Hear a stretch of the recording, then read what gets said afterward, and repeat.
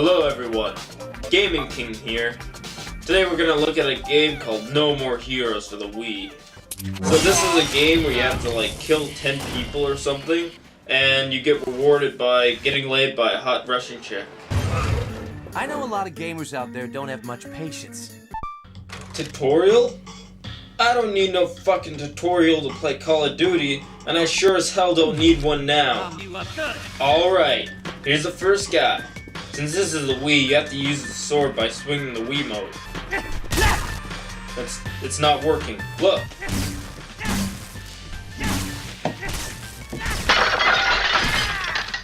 Nintendo! Fucking dumbass Suda51, you published a game that doesn't work. How do I murder these guys? God damn it! Shut your fucking mouth, you little faggot! I'm making my YouTube review! Leave me alone! Well, after messing around, I discovered that your character performs hand-to-hand combat. So I guess he's like that pedophile, Yoshimitsu from Tekken, who I used to pick all the time as a kid because he is sensible enough to use a sword. Man, was I fucking disappointed when it turned out that he was the stupidest fucking moron in the game when he wouldn't slice that cheap-ass Eddie's head off. Well, beating the fuck out of these guys doesn't seem to work. They've reached immortality, apparently. How can I stand a chance of beating this game now? So, I'll just start running in circles and hope that the massive internal bleeding that this man is suffering after beating him for like an hour and a half will take effect. It isn't helping that the camera doesn't seem to be focused on anything.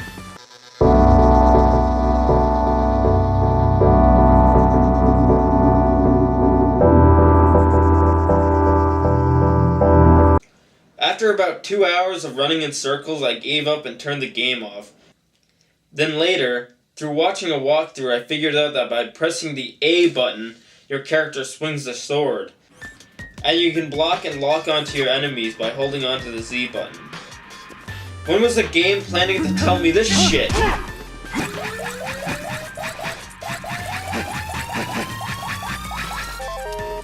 What the fuck was that noise? Son, are you masturbating to Patrick Swayze again? Shut up, Dad! Leave me the fuck alone!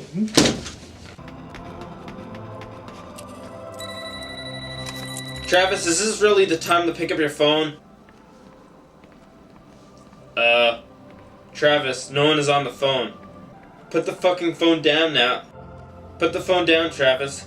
Seriously, Travis, put the phone down! Put the phone down, Travis! Come on! Stop wasting time! Put the fucking phone down! Stop talking to your imaginary friends! After turning this guy into a stump, the Chinese chick tells you to kill more people. I guess killing more than 10 just doesn't do it for her. So, to put extra emphasis that this guy is fucking crazy, when he's not committing mass genocide of the human race, he watches moe anime and plays with his kitten that he named after his ex-girlfriend. I would call this an open world game, like Grand Theft Auto, but there really isn't anything to do here. Why can't I just bust out my lightsaber and start killing as many civilians as possible? When did Travis start giving a fuck about anything? There's a few pastimes in the city, like collecting lollipop balls to acquire upgrades that make you a stronger assassin. Did I mention the mode of transportation? So Travis relies on riding his bike. It kinda looks like an X-Wing from Star Wars. I guess being an assassin isn't what that piece of shit Assassin's Creed cracks up to be. Travis doesn't get enough money killing aimlessly, so he has to do odd jobs to pay the rent. Stupid shit like collecting coconuts and mowing some asshole's lawn. The free roaming aspect of the game made grinding for money a pain in the ass. Whenever you finish a job, you have to go back on your bike and drive back to the job selection. However, if you fail a job, again like the missions, you don't get to retry. You have to drive all the way back to the job center to take it again. Look at this baseball mission. It isn't bad enough that the timing is awkward, but anything you've learned from the last attempt is quickly forgotten on the drive there and back. Other than paying the entry fees. Yeah, that's right, you have to pay in order to go to the next boss battle.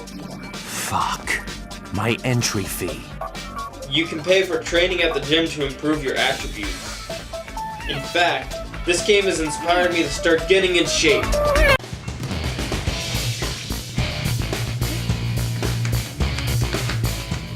Some advice for new players.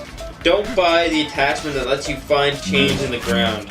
It's a waste of money and only hurts you in the long run from finding lollipop balls. Because the one on the radar looks exactly like a lollipop ball. Just wait till you're the last rank and you found enough lollipop balls to satisfy you. Then buy the attachment in order to get the good ending. I can really take out my frustrations out in this high school massacre level where you can kill as many fucking jocks and smokers as you want. Get out of the fucking way!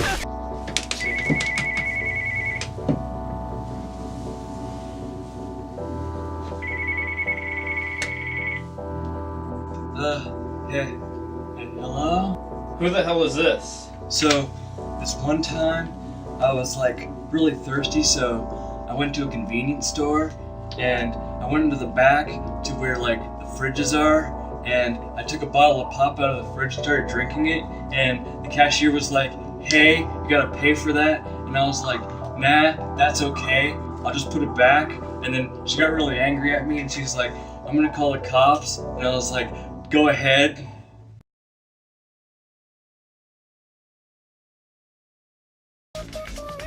Where was I?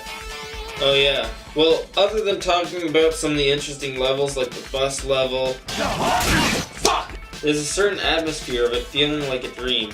I don't really know how to say it, but it's like the music, or maybe the sunny day outside with the blue sky with clouds welcoming you every time you're about to go into town. The gray and dull city only enhances the mood, with the small inhabitants making it feel like you're alone. But it really makes No More Heroes more than just a game. It's an experience. When the wind blows a virgin child's gone, sing a song, such a pretty melody never heard before. No more lullabies,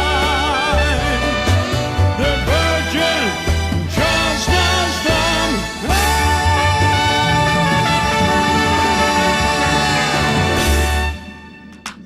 Thank you. Mighty kind of you.